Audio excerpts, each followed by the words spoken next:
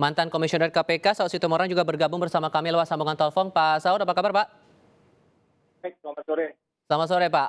Anda juga melihat hal yang sama bahwa dengan langkah PPATK memblokir 40-an rekening ini yang nilainya bahkan fantastis setengah triliun rupiah ini, ada kecurigaan ada TPPU di situ?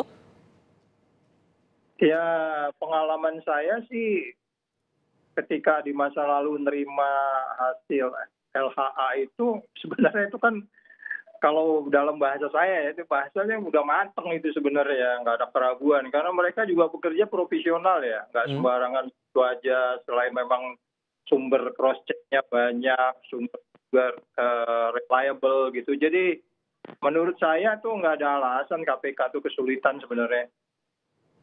Oke, ditambah lagi dengan fakta bahwa ini rekening punya Rafael, ada punya keluarganya juga, dan itu terkait dengan individu bahkan badan usaha. Sebegitunya ada upaya begitu yang ditangkap bahwa ini harta coba disamarkan dengan pola sedemikian, begitu?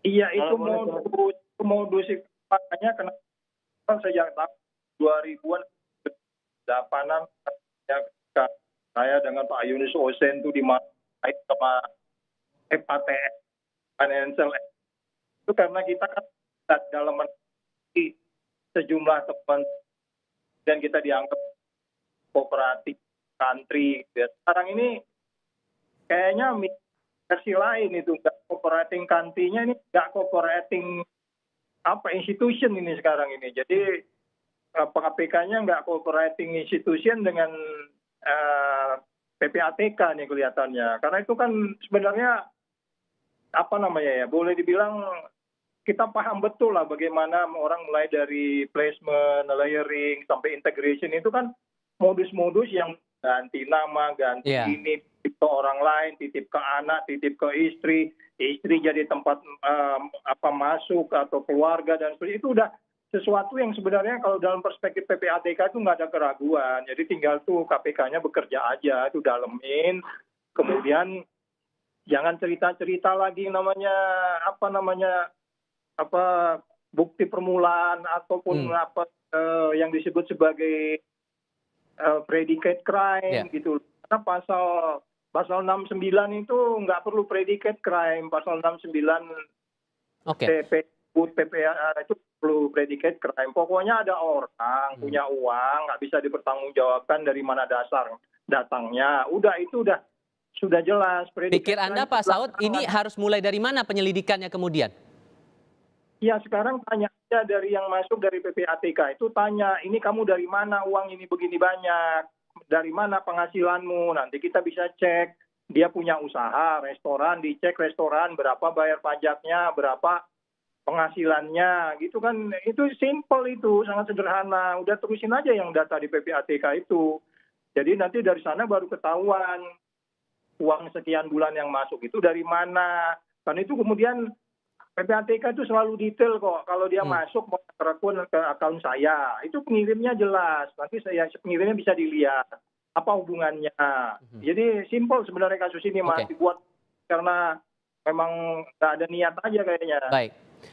Kalau untuk pola transaksinya nih Pak Yunus dengan angka yang fantastis 500 M di 40 rekening ini, penelusurannya bakal gimana sehingga bisa ditemukan ada tindak pidana di situ?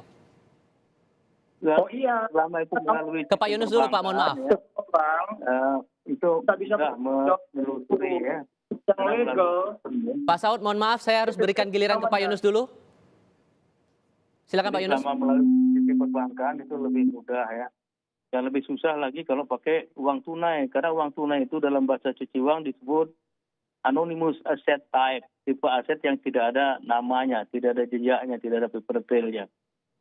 Sepanjang melalui sistem perbankan, dia pakai nama sendiri, nama orang lain, nama perusahaan, pakai KTP palsu, itu mudah bisa ditelusuri. Karena ada jejaknya, semua ada. Even uang itu sudah diambil, sudah pergi pun masih ada, jejaknya masih ada gitu.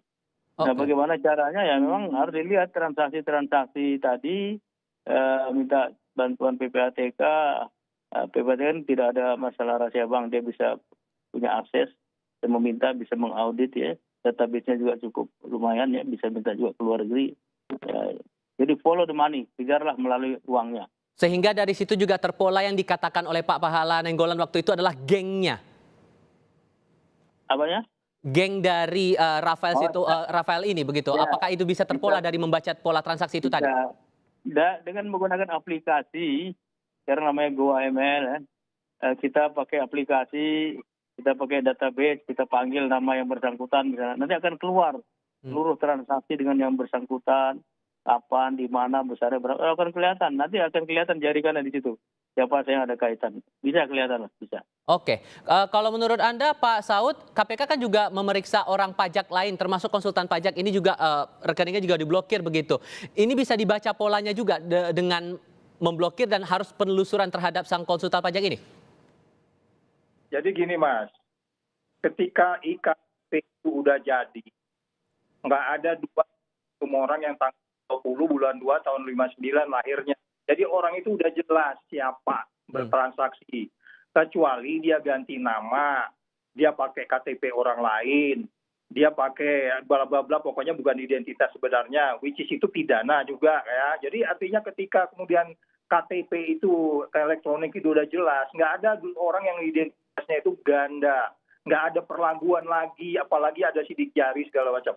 Jadi maksud saya tidak terlalu sulit untuk membedakan bahwa tanggal sekian ini apa benar si Abdul transfer ke Ahmad dengan nilai sebesar sekian dari bank ini, diambil tanggal sekian. Tanggal sekian Ahmad dari transfer dari Abdul itu digunakan belanja apa, di mana, rekening mana, itu semua sudah jelas Mas. Jadi nggak ada kesulitan sebenarnya.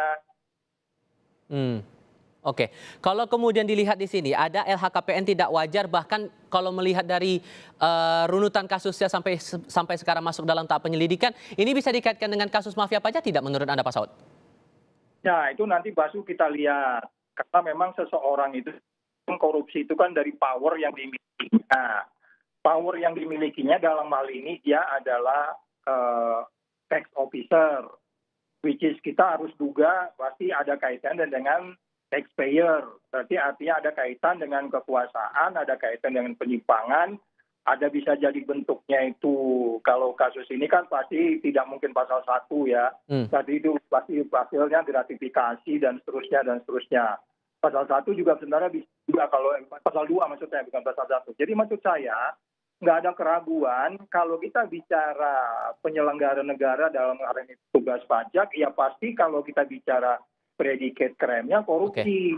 Tetapi kita juga nggak bisa katakan bisa jadi juga dari yang lain, bukan saja korupsi saja. Sebab itu penegak hukum yang lain juga harus bekerja.